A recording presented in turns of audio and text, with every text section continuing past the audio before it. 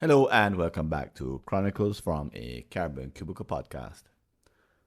Here's an article that I wrote based on a column in the Jamaica Gleaner. This article is entitled Avoiding Bad Strategy and Fake Retreats. Imagine this scenario. You're a newly promoted executive involved in a strategic planning project and notice that one person is dominating the process. This individual is intelligent, but should you feel relieved or dismayed by his or her takeover? Backstory. Since your promotion to the C suite, you've been eagerly looking forward to your first corporate planning retreat. You envision it as the perfect opportunity for meaningful, impactful discussions. However, as the workshop begins, it becomes clear that participants are holding back. Suddenly, the CEO, chair, or even a hired consultant declares, "To be honest, I've already figured this out." What follows is a power struggle as the hijacker attempts to convince everyone that no further discussion is needed because he has already provided the right answer. Should you push back? Even if his reasoning is sound, you find yourself in a fake retreat. Here's why. Number one, key inputs are being ignored. Think about these classic rivalries: Kodak versus Fujifilm, BlackBerry versus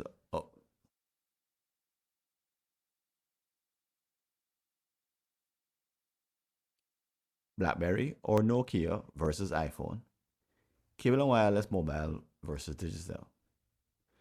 In each of these cases, the companies prepared rival strategic plans, but we know now that the plans on the left ultimately failed. From years of experience, I can affirm that producing a successful plan requires a collective team effort. These transformative long term strategies are not conceived by a single individual. Given the complexity of our world, effective strategies rely on the combined insights of subject matter experts from various parts of your organization. These experts provide unique data that only they can interpret. The strong individual who believes today's challenges are straightforward is mistaken. Therefore, it's crucial to assert this point whenever your retreat veers into a one man show. However, this is only a single way a retreat can go awry. Another scenario involves stonewalling. A CEO encourages her team to engage in productive discussions, only to be met with silence. Her colleagues may be cautious, lazy, or self serving, forcing her to jump in to fill the void. Prevent this unfortunate situation by preparing the entire team, including the leader, for an interactive offsite ahead of time. Number two, the most consequential discussions are avoided. After a few months of study, a new chairman believes he has a firm grasp on the critical issues. During the retreat, he presents his agenda and convincingly advocates for his perspective.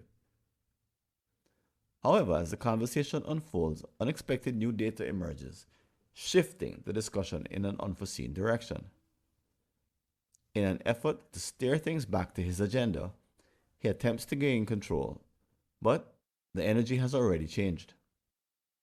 He resorts to Robert's rules, gaveling the discussion back to order. This leads to a revolt.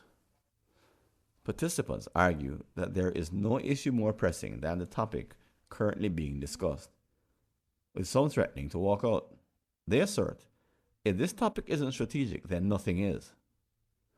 Unfortunately, the chairman is caught in a flawed process. He fails to recognize that he is undermining the freedom necessary for participants to explore complex issues.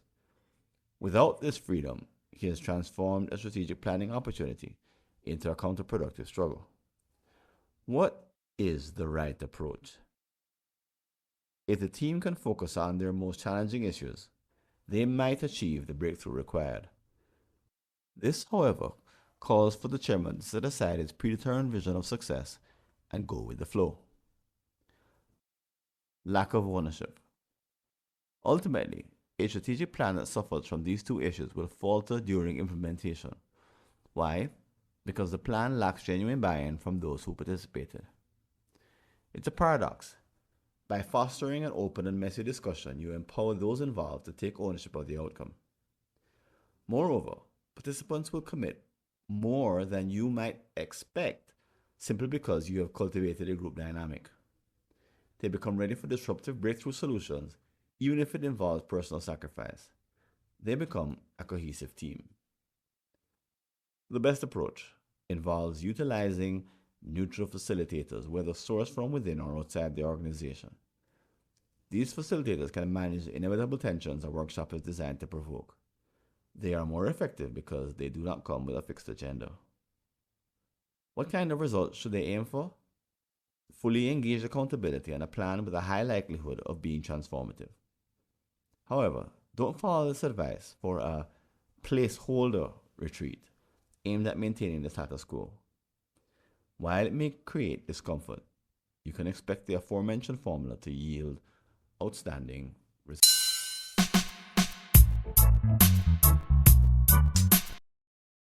Thanks for listening. Do you have an unsolved problem in your Caribbean company related to strategy, productivity, engagement, or business process improvement? Just visit a searchable listing of all my prior articles and you may be able to help yourself to a fresh line of thinking. Go to blog.fwconsulting.com or see the show notes.